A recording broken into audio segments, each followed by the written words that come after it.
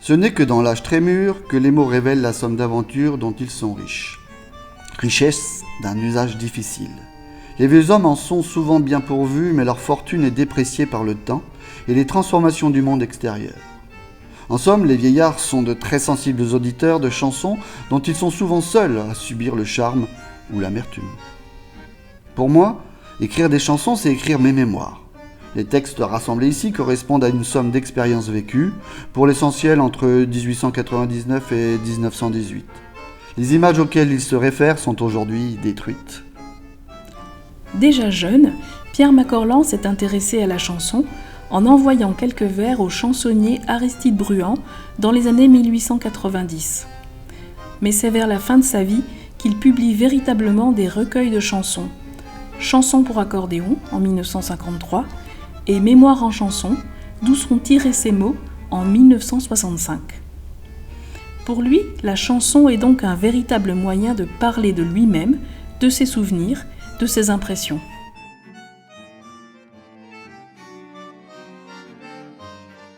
Certains manuscrits de ces chansons sont également illustrés par l'écrivain et présentent un aspect très soigné, comme ici pour La Belle de Mai. Le titre évoque le quartier de Marseille où habite la narratrice, qui raconte sa relation avec un soldat envoyé en garnison à Tataouine en Tunisie. Cette chanson rappelle ainsi l'attrait de Macorlan pour l'Afrique du Nord, où il a travaillé comme reporter dans les années 1920-1930. Plusieurs de ses livres se déroulent dans ces pays, comme La Bandera, qui a pour décor le Maroc. Pierre Macorlan n'hésite pas non plus à avoir recours à des mots d'argot pour accentuer le réalisme de ses chansons.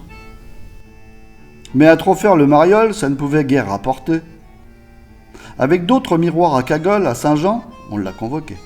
Je lui ai refilé ma dernière thune. On a de l'honneur dans la maison. Cette Miston, c'est une fortune, disaient les mômes du bataillon. Cette chanson a été mise en musique par Marceau, qui a collaboré à de nombreuses reprises avec Macorlan. Ce compositeur était également un accordéoniste reconnu. Cette chanson a ensuite été chantée par différents artistes, notamment par Germaine Montero.